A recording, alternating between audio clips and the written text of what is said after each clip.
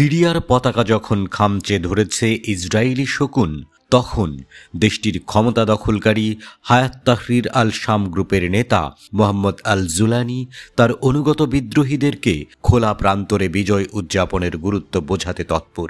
Video বার্তায় HTS leader সবাইকে বিপ্লবের বিজয় উদযাপনে শহরের স্কোয়ারগুলোতে যাওয়ার জন্য বলেছেন।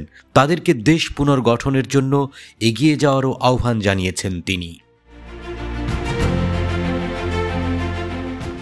এইচটিএস গোষ্ঠীর নেতার আসল নাম আহমদ আল সারা, কিন্তু তিনি আবু মোহাম্মদ আল জুলানি নামে পৃথিবী জুড়ে পরিচিতি পেয়ে গেছেন।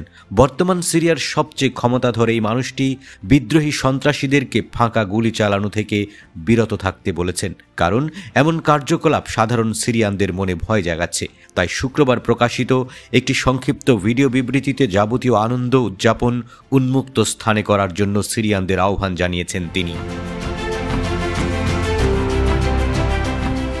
আল কায়দা এবং আইএসআইএস সন্ত্রাসী সংগঠনের সাথে আগে সম্পর্ক রেখে চলা জুলানির নেতৃত্বে তার জোট সিরিয়ার বেশিরভাগ অঞ্চল দখল করেছে। তারা গত রবিবার সিরিয়ার প্রেসিডেন্ট বাশার আল আসাদকে ক্ষমতাচ্যুত করেছে।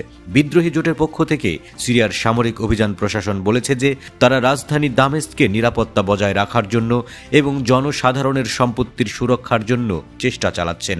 জনগণের বিরুদ্ধে অস্ত্র ধরার অপরাধে তারা 2457 জনকে কারাদণ্ড দিয়েছেন। এছাড়াও বিদ্রোহীরা অনেক সিরীয় নাগরিকদের কাছ থেকে 5648টি অস্ত্র বাজেয়াপ্ত করেছে বলে খবর পাওয়া গেছে। বাজেয়াপ্তকারীদের দাবি, অস্ত্রগুলো নিয়ে অস্ত্রধারীদের নাকি কোনো বৈধ উদ্দেশ্য ছিল না। একই সাথে 1600 জনকে সাম্প্রদায়িক উস্কানি ও হুমকি দেওয়ার জন্য কারারুদ্ধ করা হয়েছে বলে জানা গেছে। অভিযান প্রশাসন সতর্ক করেছে যে কেউ যদি সাম্প্রদায়িক ভিডিও পোস্ট করে তাহলে তার বিরুদ্ধে আইনানুগ ব্যবস্থা গ্রহণ করা হবে। প্রশাসন গত সোমবার এক বিবৃতি দিয়ে ঘোষণা করেছে যে নতুন সরকার গঠনের পরপরই তারা কাজ শুরু করবে।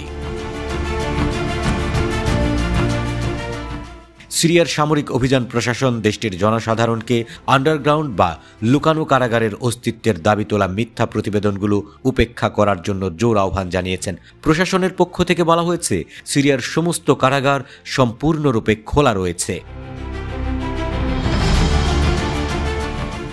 সিরিয়ার বিশেষ কিছু ব্যক্তিকে গ্রেপ্তারেরও ঘোষণা করেছে দেশটির সামরিক অভিযান প্রশাসন। ওইসব ব্যক্তি সিরিয়ান জনগণের মধ্যে সাম্প্রদায়িকতা উস্কে দিয়েছিল। তারা দেশটির নাগরিক ও সংখ্যালঘুদের হুমকি দিয়েছিল। বিদ্রোহী প্রশাসন বিভেদের বীজ বপন করা বা হুমকি দেওয়ার যে কোনো প্রচেষ্টাকে দৃঢ়ভাবে মোকাবেলা করার প্রতিশ্রুতি দিয়েছে। তাদের বক্তব্য, মাতৃভূমি সকলের। বিদ্রোহীরা সিরিয়ার ঐক্য এবং নাগরিকদের নিরাপত্তা রক্ষা করার ঘোষণা দিয়েছে।